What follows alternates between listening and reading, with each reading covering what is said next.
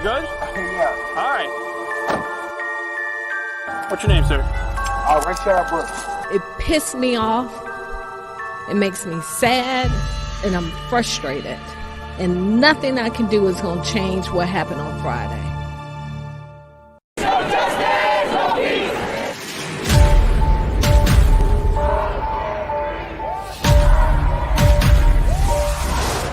He was always smiling, and you'd have to kill him. Well, I think this is a reflection of what is truly transpiring in our country. You know, it's not just the city of Atlanta. This is an issue that, you know, people are outraged.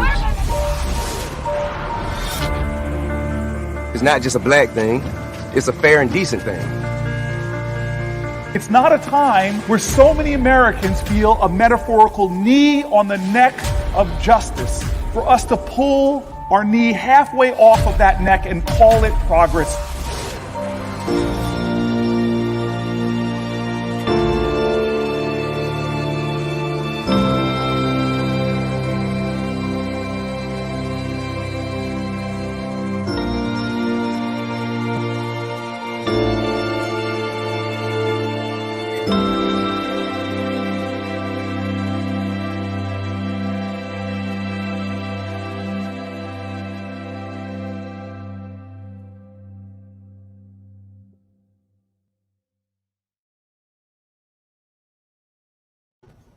Good evening, everyone, and welcome to our virtual NBC6 Voices on our Facebook and YouTube pages out there.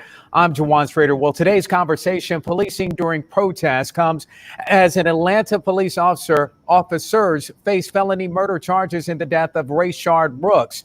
Now, in the last week, his death sparked new protests across the country against police brutality, systemic racism, and injustice following the deaths of George Floyd, Breonna Taylor, Ahmaud Arbery, and many others who have been killed by police.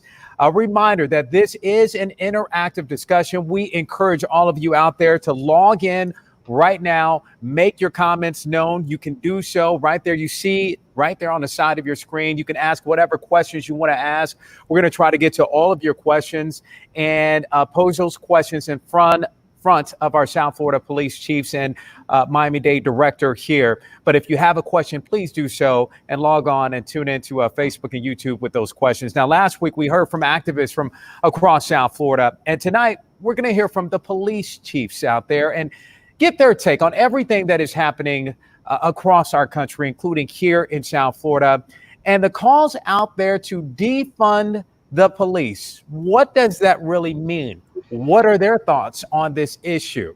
So I want to welcome into the discussion here Lauderhill Police Chief Constance Stanley, Miami-Dade Police Director Alfredo Freddie Ramirez, and Coral Gables Police Chief Ed Hudak. Thank you guys so much for joining us this evening for this all-important conversation. Pleasure to be with you, John. Thank you so much.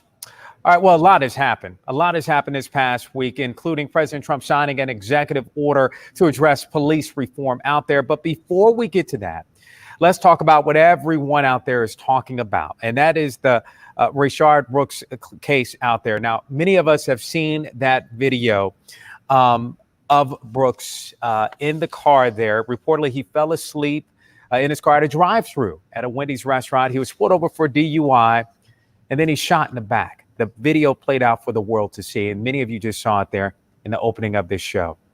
Now, the two officers in the case must surrender to authorities by tomorrow. The officer who fired the shots faces numerous charges, including, as we mentioned, felony murder. So I want to hear from you, and I want you guys to be honest with me. What are your thoughts? What are your thoughts on the charges, and what are your thoughts after seeing the video? And Chief Stanley, let's start with you. Well, first of all, you know, when I initially saw there were portions of it, obviously as time passed, you did see what initially happened in that contact. I am not sure when they first made contact with Mr. Brooks.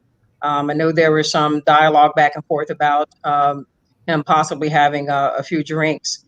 There could have been options that they had. The officer does have, can use discretion when they do encounter someone who has been drinking and behind the wheel. In this case, I know he was behind the wheel.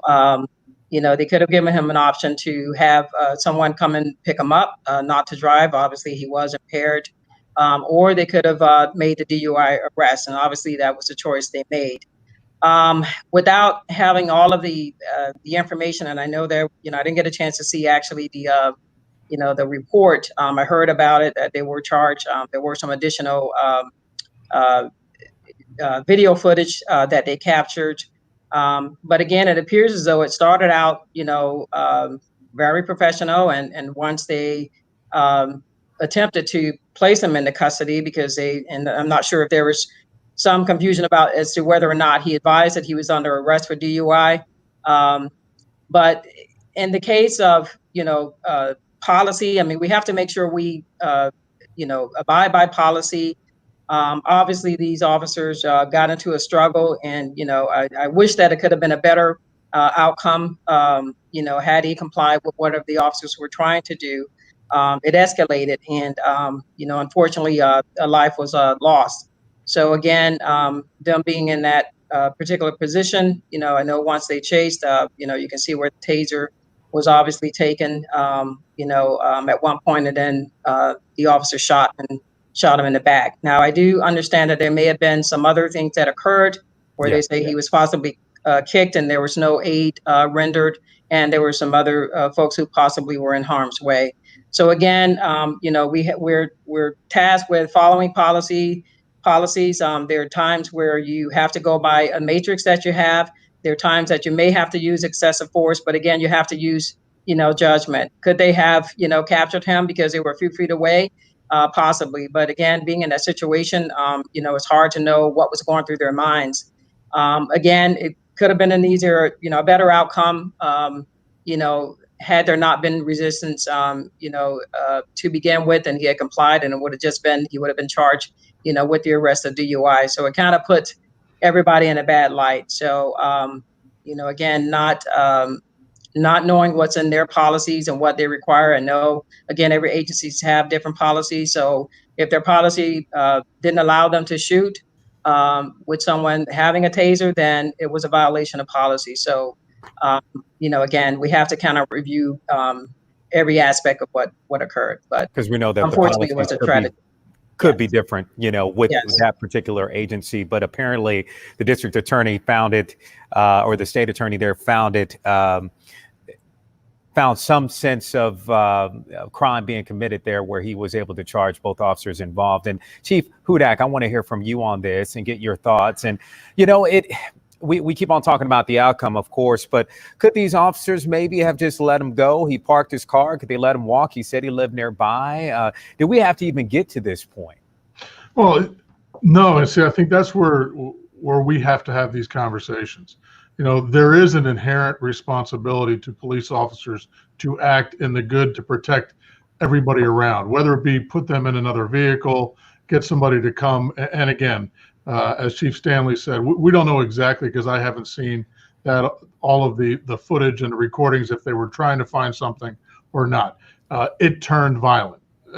We all saw bits and pieces. This is nothing compared to the murder that we saw in Minneapolis, where there was 8 minutes and 46 seconds of a guy in a police uniform, on top of somebody. Could it be handled? Yes, differently. But again, those officers have a responsibility, like all the ones in South Florida, that if they let them go and just drive or sleep it off, and they kill my family, your family, another person's family, regardless of the color, that officer should be held just as accountable for if not taking an action. So, this is the catch-22 that I think our officers and everybody on this call has found themselves at one time or another. I believe as we talk, and listen, this is what I am happy about. We are taking action, not just because of this show, but I send we being the Black Lives Matter group, the protesters that are peaceful, police agencies across this country. There is no more time for patience. We have to take an act. And I think we are, by just seeing what is happening. The mayor took the actions that she took in Atlanta. The mayor took what actions she thought were appropriate in Seattle.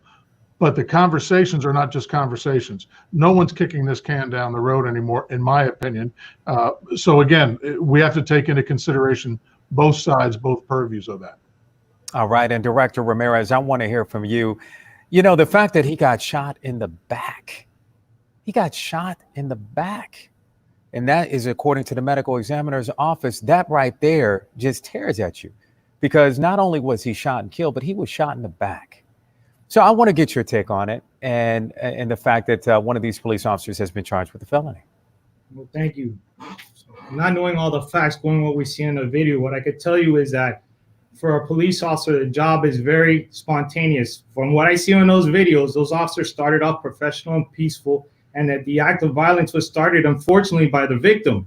He didn't follow the rules that we teach our children at the 5,000 role models to comply. Don't fight the police. He removed the weapon from the officer. The officers were knocked down. These are things that are happening in a split second. You know, I don't believe those officers' intention was to kill him. Now, where the rounds went to his back, those are things that will be studied forensically. And it's a tragic situation for the community, tragic situation for law enforcement as well, because at the end of the day, the approach was not one of to inflict harm. They were doing a routine DUI that we're bound by law to enforce. Here in the state of Florida, we have MAD, Mothers Against Drunk Driving. It's a serious offense. He took the weapon away from the officer, who he could have used on the officer, incapacitated him. We don't know what he would have done. He could have taken a deadly weapon off the officer. There could have been more carnage. It's a terrible outcome, you know, and this is what an investigation is for. And what I'm concerned about, from what I'm hearing, you know, the outside agency that's investigating this case, like we have for FDLE, they haven't been consulted. So now these actions have been taken. Okay, they chose to charge him. But now what happens now with due process on either side? What happens down the road? What precedents are we saying? What we need to do is come together and come with solutions for both sides, build that trust and focus. But really right now, I think it's a very tragic situation. I feel terrible for the family of the victim, and I feel terrible for the officers as well. I mean, this is probably a shining example right now where we're at as a law enforcement and community. And how do we bridge this? How do we keep our community safe, keep each other safe? And that is the big question. And, you know, some people wonder, like, if he would have been a different color, would it have ended differently? Would they have allowed him to walk home? I mean, these are the questions out there. How many more black men, black lives have to be taken? And so that's why this is such a tough issue. And so moving on now is what else happened this week. So just a couple of days ago, let's get to the president's executive order that he signed this week. Now, the order, just so you know, the order directs police to adopt new standards for the use of force, including new restrictions on chokeholds. It launches a program to partner social workers with police on calls involving homelessness or mental health issues, and creates a national database to track officers with the record of excessive force complaints. But the question here is this enough, Chief Stanley? We obviously have to do more. I am happy to say that those processes we currently have in place now. But again, this is going to have to be a continued dialogue. One of the things that we do here, and I think has been very beneficial for our agency, is we have a Citizens Police Academy. With that academy, citizens come, they understand the processes and how we do things and why we do things the way we do. They get an opportunity to ride along. And often the feedback we get is an eye opener for a lot of folks. So again, community programs, you know, getting out there and just building that trust with the community. But we have to continue that. You know, we have systems in place where we do monitor an officer. You know, they have to log every use of force that they do. And, you know, we look at that as reviewed at all levels. But yeah, continuing that dialogue with the community, making sure we monitor officers who do have excessive use of force, and then taking action, you know, providing training that they need. De-escalation training is very important. One of the things that our officers do go through, they're all required to take crisis intervention training. But I think that has to continue. You know, again, getting folks out in certain types of community to get them to understand, you know, why they respond, or, you know, understanding their culture and their background. But again, you have people that come from different walks of life. So if they don't have an understanding how, you know, a different culture responds to certain things, they may react differently. So it's important to make sure we understand our community, get out in the vehicles, you know, talk with them. And I've been meeting with my officers lately just to kind of, you know, keep their spirits encouraged and just not to, you know, so they don't get out and respond to the community. Again, it's really tough for all of us. Everybody's stressful in this times, but we're going to have to make sure we keep that communication ongoing. We need to hear from the community to understand their concerns, and also it will help for them to understand, our processes. But definitely, you got to have some things in place. And as far as defunding, a lot of the programs that we do, community programs, we budget for those. It comes out of our budget. So I'm big when it comes to that, because again, it is a great way of bridging the gap. And you'd be surprised when you do have those events, how much people come and talk to you. They're very comfortable and they kind of see you, as a human being rather than someone in that uniform. One of the things that I've experienced coming up, and I'm not sure if, the director and some of the Chief Hudak has experienced this, but, coming up, through the ranks, and that's been at all levels, you approach people in the community, and often they'll, see someone with a child with them. And I'm going in, just walking by or in an establishment. And the first thing they say, there's a police, I'm going to have them take you to jail. So what I tell that parent, I say, don't tell them that, because you're going to make them afraid of us. So again, it's important to get to our youth. We're involved in them through mentorship programs. I'm a mentor myself at one of the local schools. But again, it's really just getting out there with the community and making sure we continue to try to bridge that gap. It's very important to do that. But Chief Stanley, it's interesting you said that about being afraid of the police, because many of us of color, many of us are still afraid of the police. And the thing is, when we are pulled over, and you know this, when we are pulled over for driving while black, when we are pulled over, our heart, I know mine still does to this day, it starts to flutter and beat, and I am terrified. It's happened to me.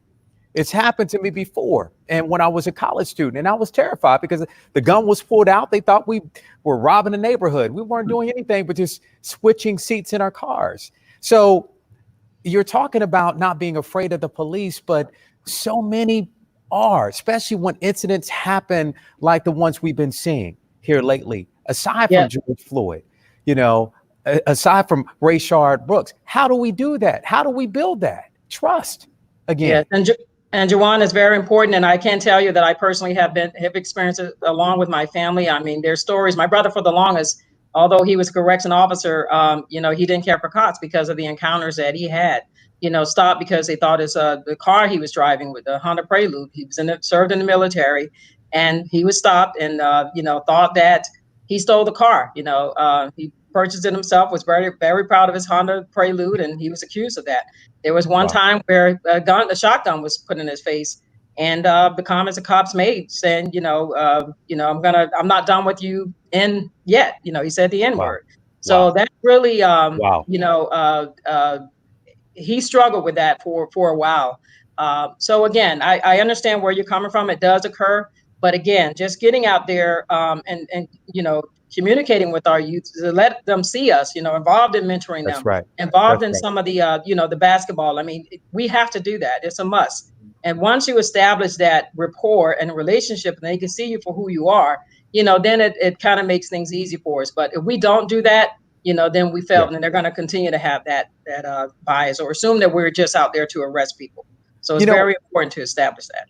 And Chief Hudak, I don't understand how police officers who have had issues at other departments in the past, because if I do something here at this station, if I do something illegal, you will not see me at another TV station. I won't be hired by another TV station. How is it that police officers who, for goodness sake, have 18 complaints can still be on the job and then get another job if they're let go at another department? How is that possible?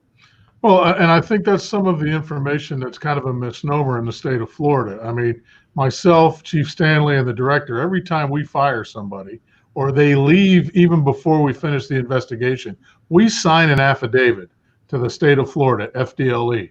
And if that department hires somebody with that affidavit in their file, that's on the department that hires them. We've done our job. I mean, we have adjudicated, or even before, the state of Florida, and really this is in the last 10 or 15 years where they've started the state certification in the state of Florida.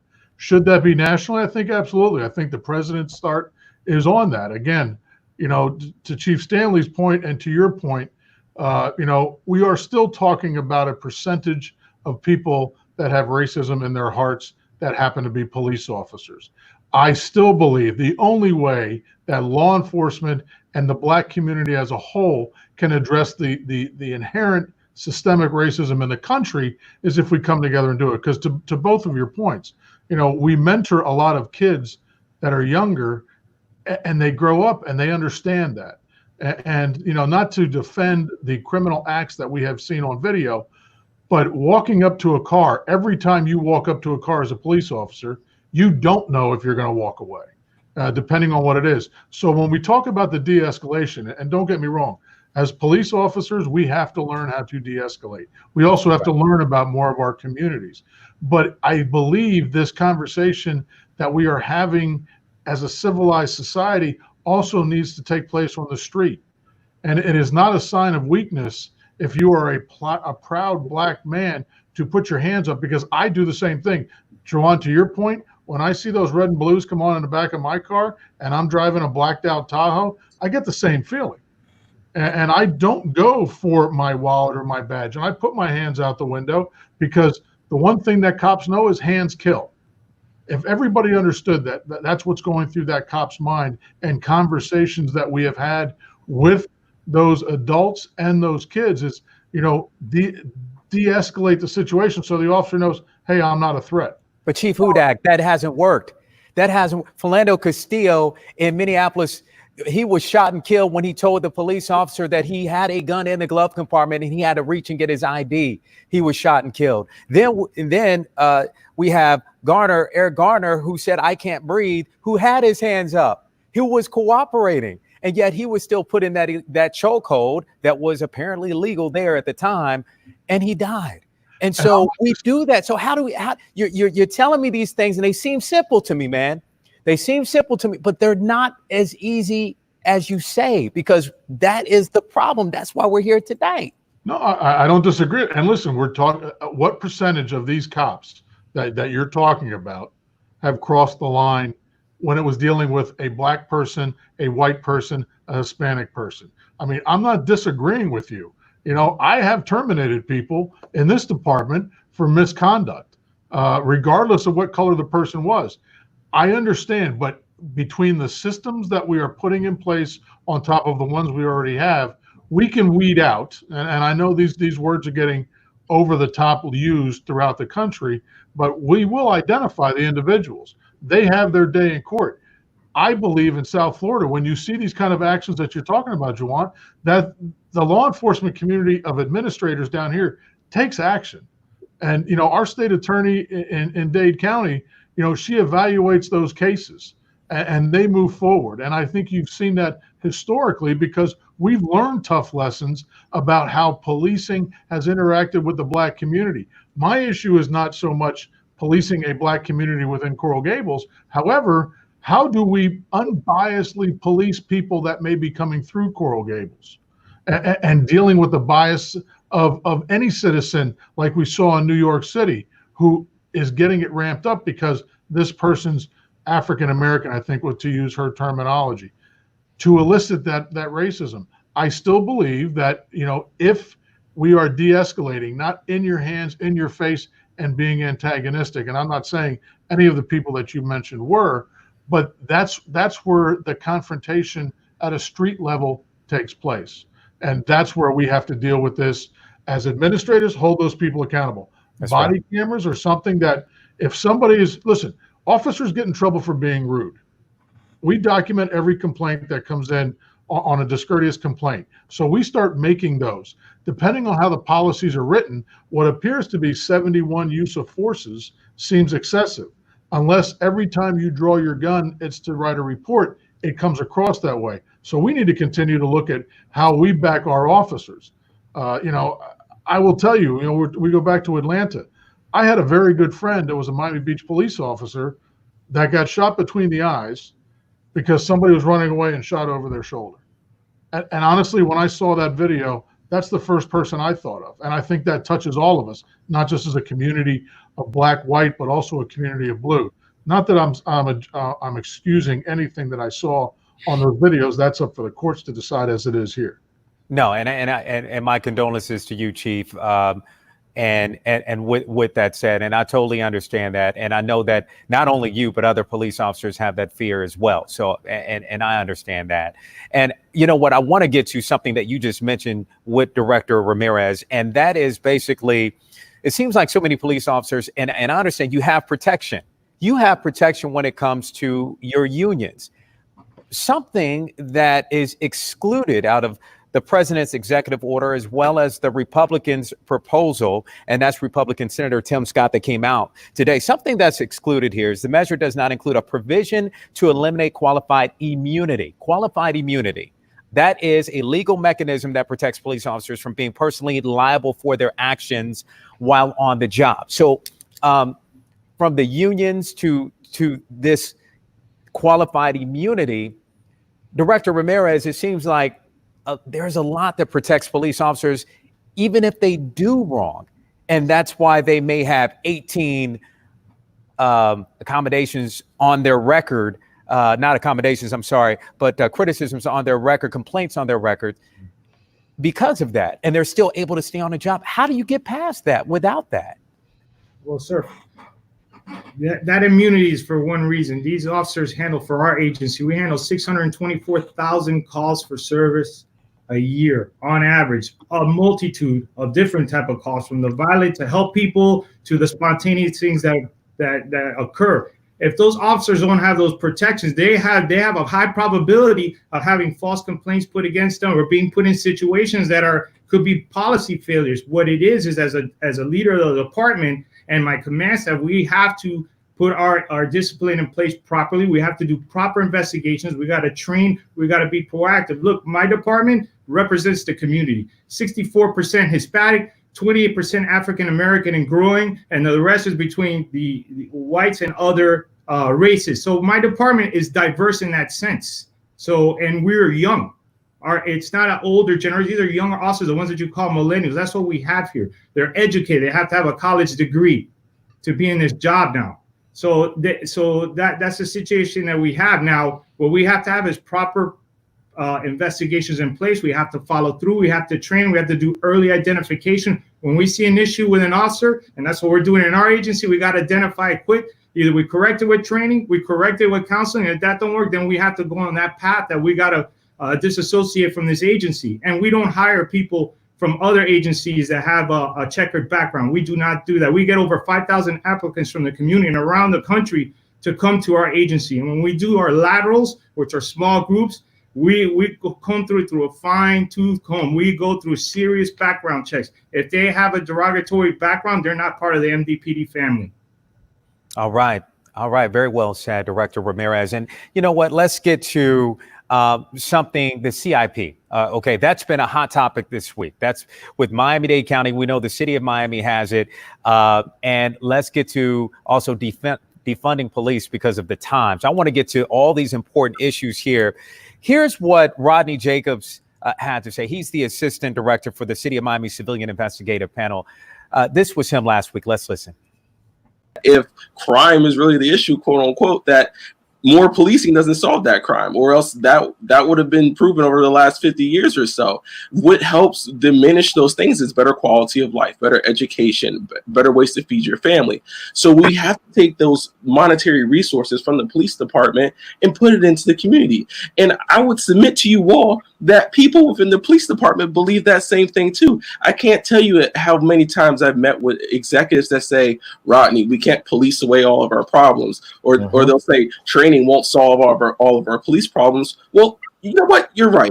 Policing won't solve all of our problems. And so because of that, we have to put more money into social services, public health situations to help city resiliency. And that's the way you build better cities and communities. All right. And you heard from him. And Chief Stanley, you kind of spoke a little bit about what would happen if you defund the police department. You were talking about some of the programs. So listening there to the assistant director from last week, your thoughts, and because he said that many police officers believe the same thing, that more money needs to go to the community organizations, community programs out there. Your thoughts? Well, I agree that money should go towards community programs. Like I said, we do budget for it. It's not enough money because there's so many other programs that I would want to do. But just to give you an example, we was leaving a meeting at our city hall, and we saw a guy walk by with a shopping cart, and you know, everybody kind of looked and said, we know that that's a violation, but again, it's like, you know, a lot of resources are taken from the police when there are calls that could be, you know, handled differently or by someone else. Again, but we deal with loud noise complaints. We get calls where people say, hey, my child is not, you know, getting dressed for school, and the police are called. So I do agree with maybe some of those programs could be handled, you know, by someone else, another organization. We deal with the homeless. I have an officer that's assigned to a homeless task force that deal with all of our homeless issues. But as far as defunding and taking away some of the community programs, I think that would hurt what we're trying to accomplish.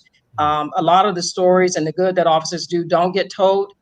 So I think that's important for them to know. And a lot of them are eager. I mean, when I mentioned the mentoring program earlier, one of the counselors at the schools talked about that program. I mean, that particular program doesn't cost anything, but the amount of officers that volunteered their time and they're doing things on their own time really speaks volumes. So I think that if we want to say, you know, maybe routing some of those funds to better enhance some of the community programs we have, I'm in agreement with that.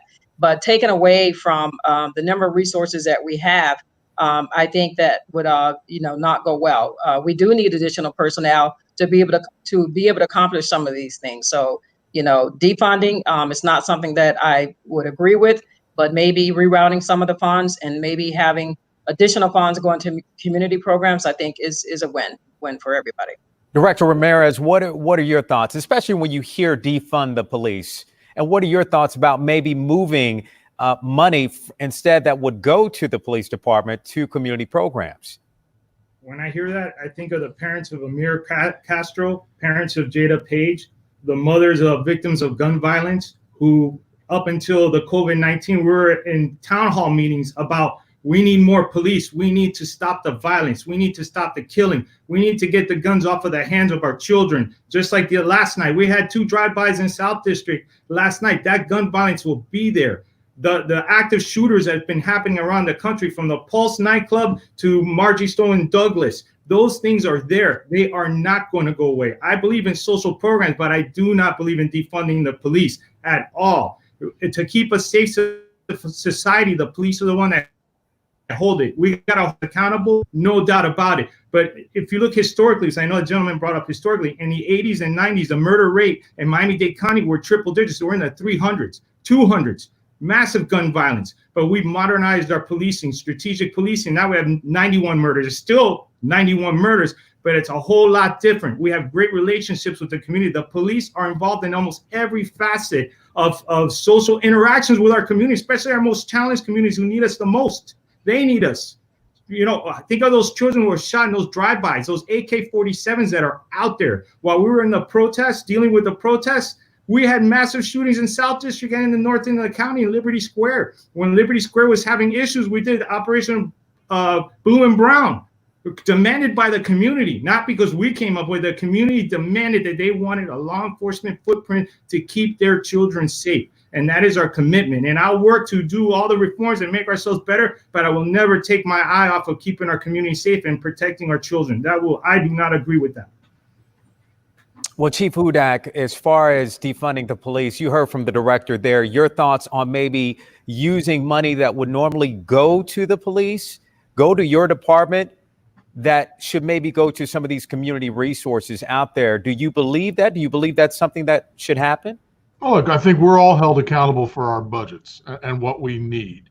The scope and breadth of what we've had to provide, homeless assistance, other Baker Act criteria, what we've done, the CIT training that everybody goes through is important. I don't believe that if you're going to take funds away from what we have established and taking care of that, the defunding is not the way to go. I think the electorate, our elected officials, have to decide where they're going to put their money to right the wrong of how we dealt with the homeless situation and the people that have mental challenges that are put on the street and left for us.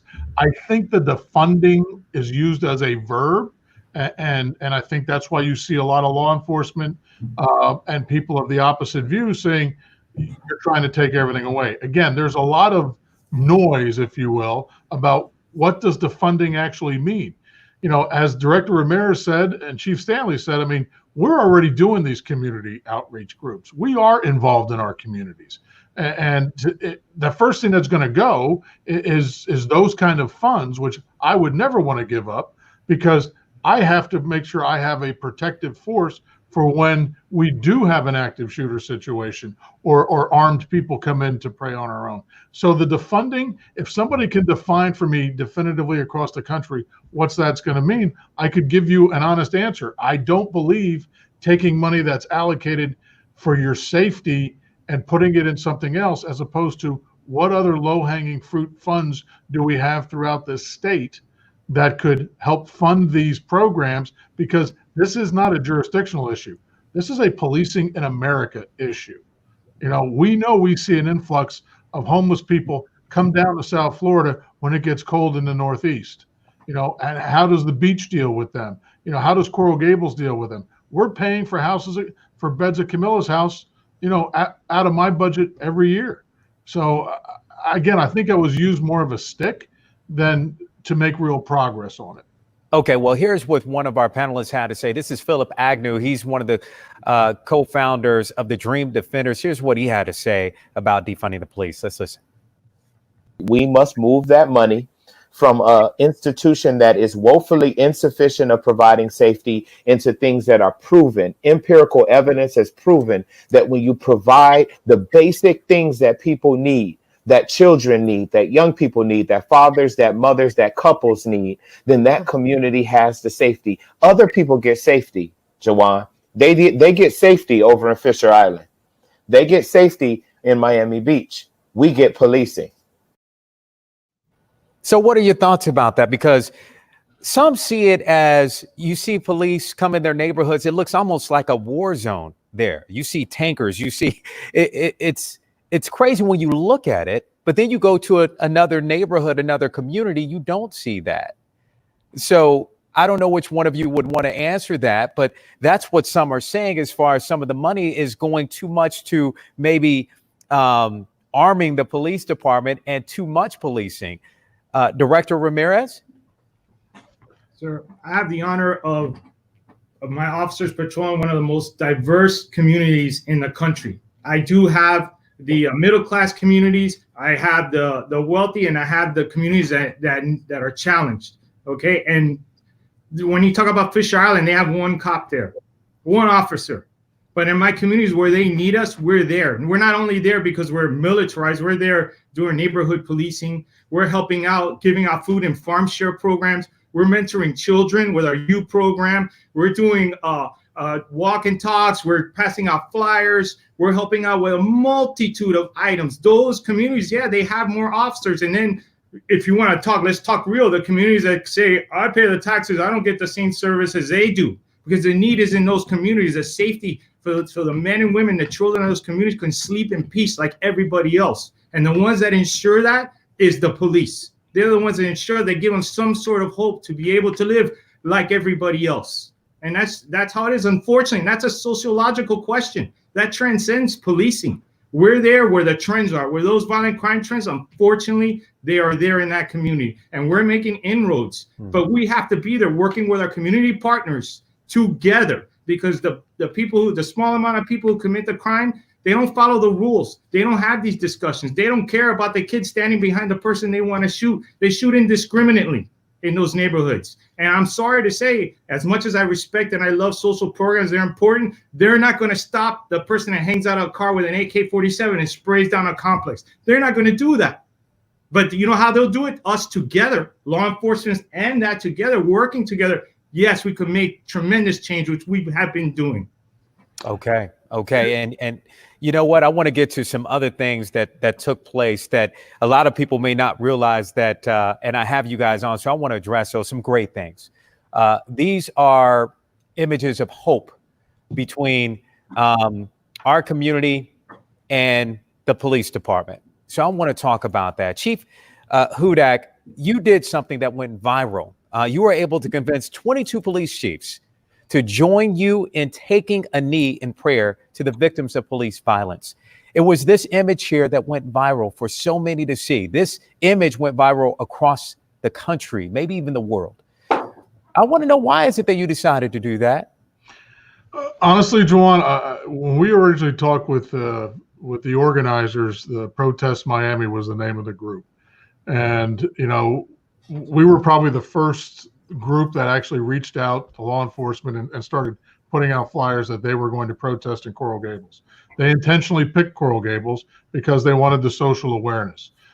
Like we do all the time in all of our departments, you know, we try and reach out to the organizers to, one, protect them. You know, we knew from the intelligence that the Antifa group, the people that were going to be violent, were in Coral Gables and trying to disrupt that. My conversation with the organizers was, how about if this stays peaceful and you really want to get this platform started, let me talk to the Dade chiefs and see if they could make themselves available and we could hear this and start the dialogue. Quite frankly, and this was probably the most moving part. At the end, once we had heard and we had set up to set up another Zoom meeting, which we've had, and the Dade chiefs, one of our police chaplains for both Dade chiefs and Miami-Dade, Reverend Richardson, said, "How can I help?" As I turned around, the young lady organizer gave me the microphone and everybody was still heckling a little bit. And I just said, "How about we pray?" And it instantly calmed the rhetoric. Reverend Richardson was then getting heckled a little bit. And he's the one that said, "Let's take a knee." And as I've told both sides of the equation, when I pray, I kneel. And again, I think this is the part, you know, more importantly, what I'd like to see come out of this is, I understand and I comprehend what the Black community goes through because I have seen officers abuse their authority. Okay? I believe in my heart, and I have said this from the beginning, if that community and the police department is talking as much as we are now, we can stem the rest of the racism throughout. And I'm optimistic in the sense that if we all say we trust the 99% of law enforcement, then we can change it. I understand I said something wrong to that group. I said patience. There's no time for patience. That was not a good choice of words for me, because I think this momentum, because of the criminal acts we saw, is moving forward. That started out of that. Now, that being said, peaceful, we allowed it to happen. But later on that night, both people, members of my department, of Director Ramirez's department in Miami, were downtown, not to harass the peaceful people that were protesting, but also to ensure the safety of those people. So here's where we draw the line. If somebody hits one of our officers with a skateboard, if somebody beats in a car that's because they're passing through, we cannot retreat as law enforcement. We have to use the appropriate force. So there's the dichotomy of what we're doing. And I believe we can have these conversations, and we've started to have these conversations. And, you know, some law enforcement people think we acquiesced or we bowed down to protesters. No, we took a prayer together, and it actually had a very calming effect for that group. I didn't acquiesce to any positions. My personal opinions on this are my personal opinions. But as the chief law enforcement officer in Coral Gables, I was asked to kneel to pray, and I did. And it has continued that conversation, I think, in a very peaceful way. It really has. And Director Ramirez, I know you got to go here shortly, so we're going to try and make this real fast. Director, you were honored by 5,000 role models here recently, which I'm a member of, and also Chief Hudak and Chief Stanley. But you were honored recently for doing something that was very brave, one of the first really to do this, and that was banning an illegal or a chokehold, banning a chokehold within your department. And you didn't have to do that, but you did. And I want to ask you, what made you come out and do that? Because I believe in listening to the community.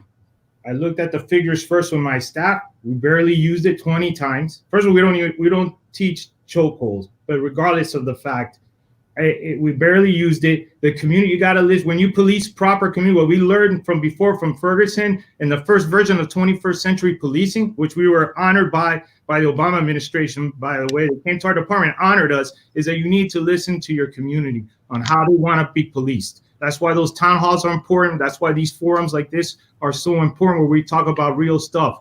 And when out of those meetings, that's why I put the letter out to show everything we do. I got the feedback, and I felt that it was the right thing for the community and for my law enforcement agency to move forward and be progressive like we're known for being. We're a progressive police department, and we will continue to be so. I will keep my officers safe.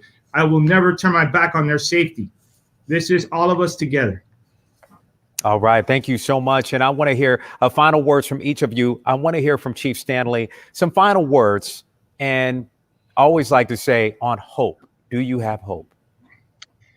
Jawan, I do. And I appreciate you having this forum. These dialogues are very important. And I think this is, what we've seen over the last few days and going back to Mr. Floyd's case. And I have to tell you, just seeing that, it was very devastating, to me. And we cannot allow officers that are, going to, cause really issues with the badge. I mean, it is really a black eye for all of us. And like I said, we are very productive. We've been trying to continue to bridge the gap in the community. And when you have a few that take that away, it really sets us back. So we're trying, and we have to continue the dialogues. We have to hear what the community has to say and try to see how we can, as a nation, heal. We have to heal from this. We have to try and move forward. I do want to say that there are a lot of the stories you don't hear about some of the things that these officers do. These are the stories that don't get told. And I would like to, for people to understand these officers and get to know who they are. But again, I want to say if anybody's out there and they feel that they were mistreated, these are things that you do have to come forward and report them. If you had a great experience with an officer, report that as well. I often encourage people to do that. Because again, there could be behavior that's going on, and if we don't know about it, we can't address it. So if you feel you were mistreated, we're very professional when it comes to dealing with people in the community. I'm very big on customer service, so I often tell people, and I know I think Chief Hudak or Director Ramirez mentioned this earlier. Something as simple as not giving your name if it's asked. That's a violation of our policy. So again, if you feel that you were not treated fairly, please come forward and report it. But I just want to say that, this is very stressful for all of us, and as a chief, again, I want to keep my officers safe. We want to be able to hire people because we don't want them discouraged in coming into this profession. We want them to be able to do their jobs and follow policy. But we also have to hear the community concerns, and we have to properly address those. So we're here. I'm sure that Chief Hudak, as well as Director Ramirez, and you've heard, their statements. We're all in this together, and it's difficult for us in these times, but we have to make sure we follow through. So again, I have the information listed there. So if you do need to contact us, we have our Facebook account. There's an email address, and there's also a way to report any issues that you may have. So that information is provided to you. But I think that we will get through this. We have to continue the dialogue. And that's the only way. So, Jawan, I appreciate you allowing us to come before an audience and speak, things that are very important. So let's continue that. Let's continue having these conversations. Chief Stanley, thank you so much. And Director Ramirez, we're trying to make this fast. I know you have to get going, but some final words on hope. For me, look, despite being a police officer, I'm a father. I'm a father of 4 children. And I look at the world as how do we make this world a better place for all of our youth in our community. That is our responsibility as now the elders of this community. Our children are watching us. When they're watching this chaos and everything going back and forth, they're scared at home. My youngest son is scared at home. What is the future going to bring? And I think all of us together, and I appreciate all the chiefs that are on here. I appreciate you. I appreciate the members of this community. What we're all striving for is a better tomorrow for Miami-Dade County and for this country. And I solely believe in that, and we're going to get there together. Director Ramirez, thank you. And Chief Hudak, final words. I do believe that the fix for this is between us, the police, who have chose to be in blue, and the Black community who has suffered before the videos at the atrocities throughout the country of racism. Police work socioeconomic, and we can deal with this, because I believe as the defenders of the free society, being police, and I don't want to sound too Pollyanna, but the abuses that have been done to the Black community by police, if we stop the rhetoric on both sides, because right now our officers feel under attack for sins they didn't necessarily commit. And it's our job as leaders to make sure we hold those people accountable. I tell my officers something very simple. If you think about every time you've dealt with a police officer, I submit to you, you would be able to remember every time you have. As you talked about tonight, Jawan, some of your interactions with police officers were bad.